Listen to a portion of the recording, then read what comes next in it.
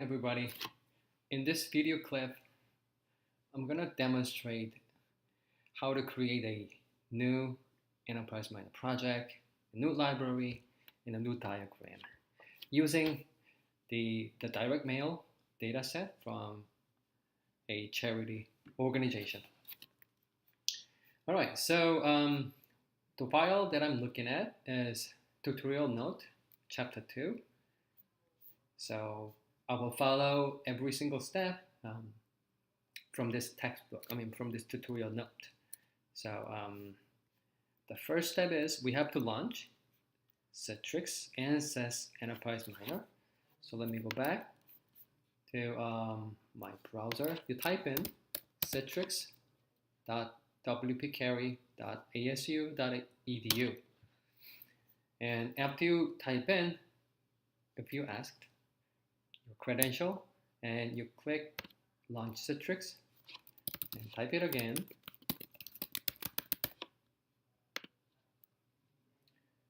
And select desktops and wp-carry desktops.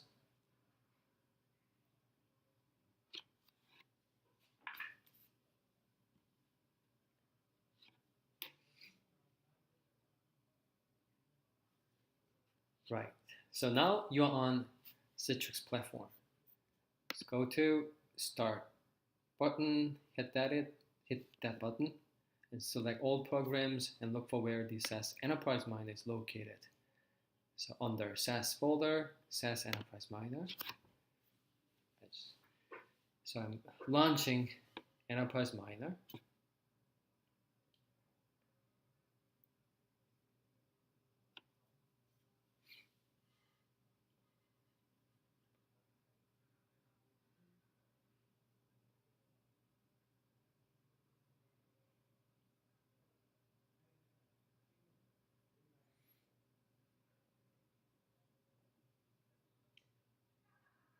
Alrighty. So we are creating a new project. So select new project and you name your own project. I just call CIS video. Let's see. It's tough. Just CIS demo. Browse. And make sure that you hit computer button and look for where you saved the PVA97NK, the direct mail dataset, which is already stored in SAS metadata format. In my case, I stored it under H, my documents, and my SAS files. So I set this as my path for my project. So click open and select next.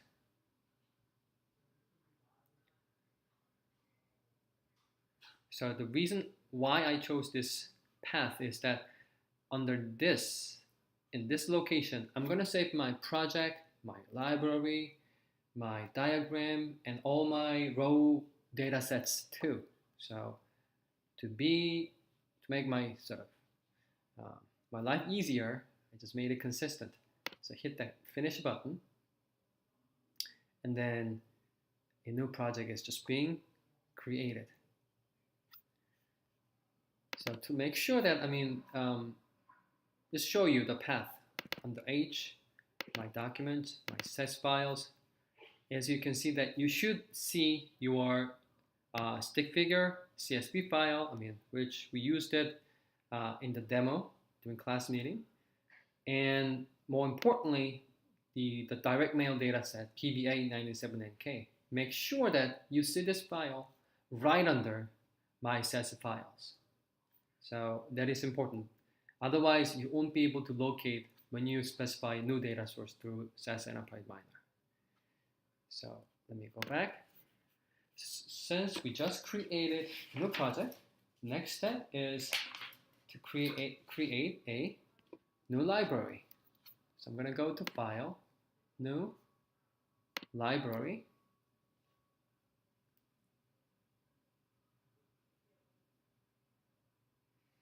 And create a new library. I'm going to name it as CIS. hit browse button, and again, begin from the computer and the network drive of your choice, my documents and my SAS files. Select once and select open button. And go to next step, and action succeeded. So the new library is just created. Select finish. Alright, and then the next step is let's create a new diagram. So hit the file, new diagram. I'm gonna name it as, just to be consistent with what the tutorial note says, predictive analysis.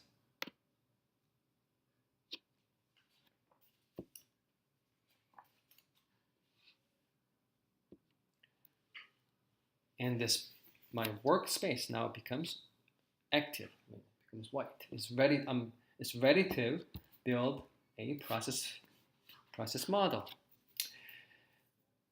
All right, so next step is we're gonna specify our new data source. So let me switch back to my PDF file. So we just finished section 2.2.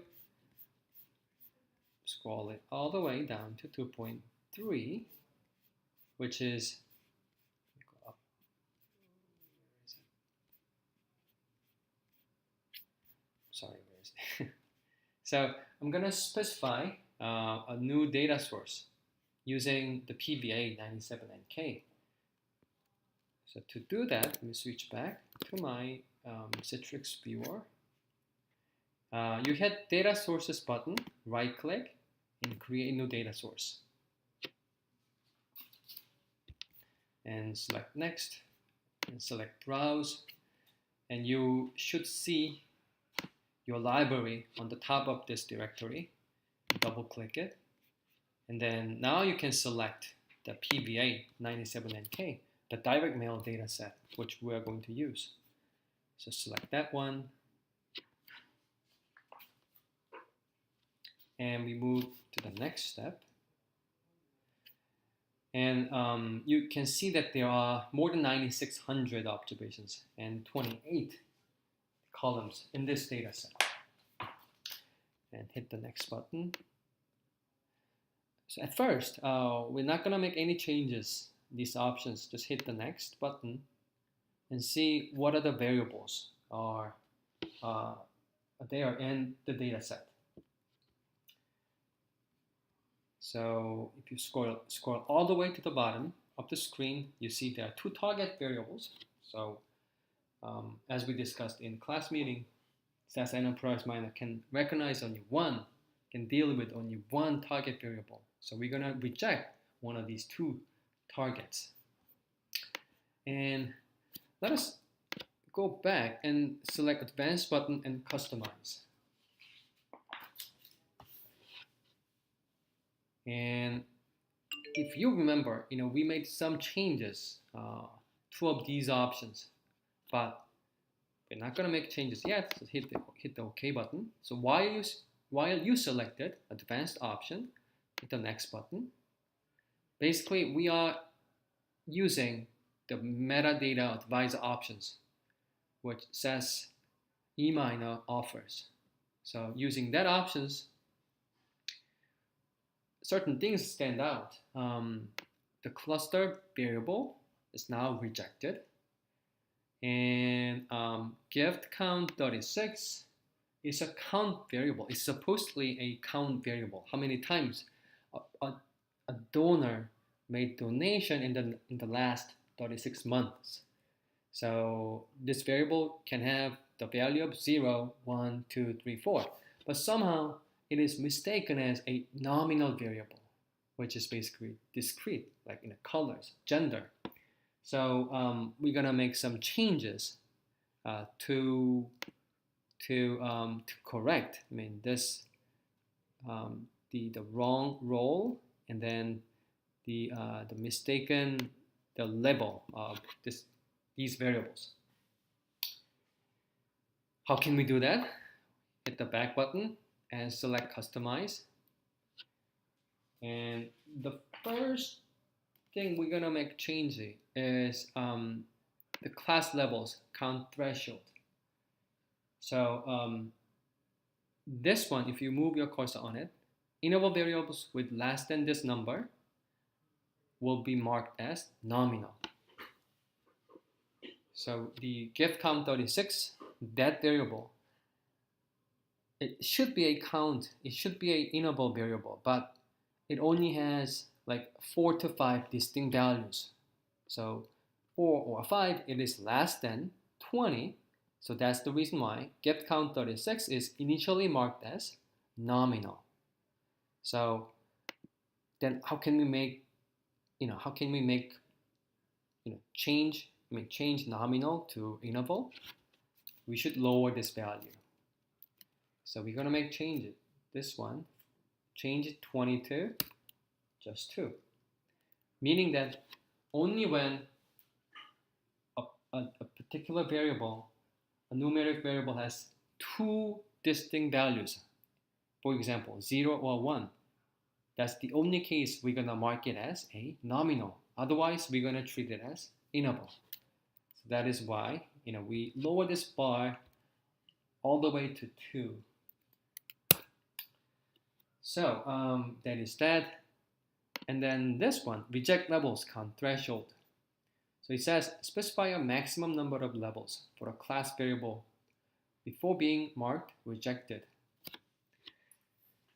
So the cluster ID, the cluster variable we have, that presumably has more than 20 distinct values in it. So it was sort of conveniently marked as rejected. So how can we change rejected to used or input? We have to raise the bar. So increase this value from 20 to some arbitrarily large number, say 100. And why 100?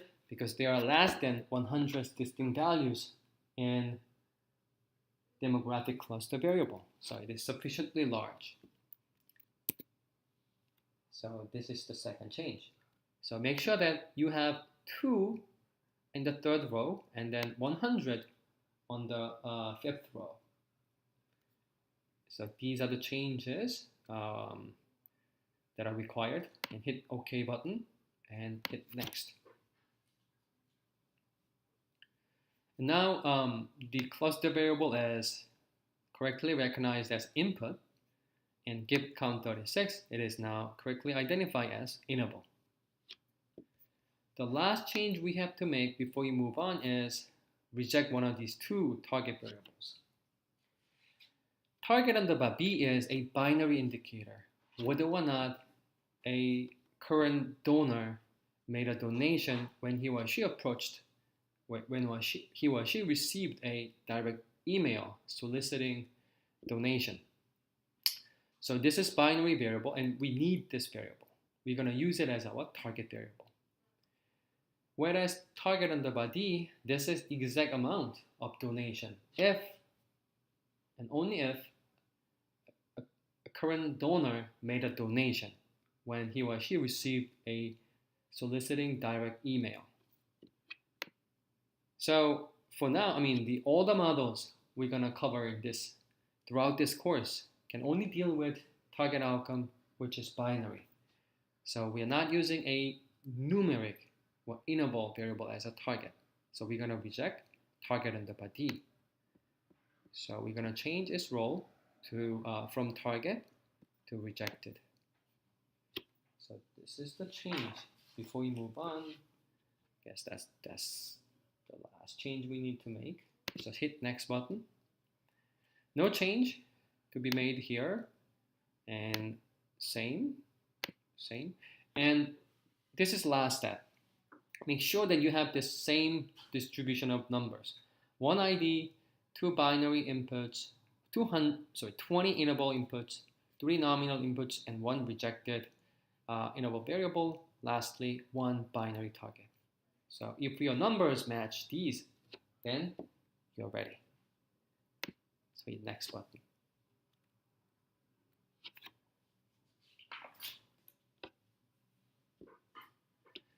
And If you see within your project panel, if you see PVA 979K, then you did a fantastic job. Now you're good to go.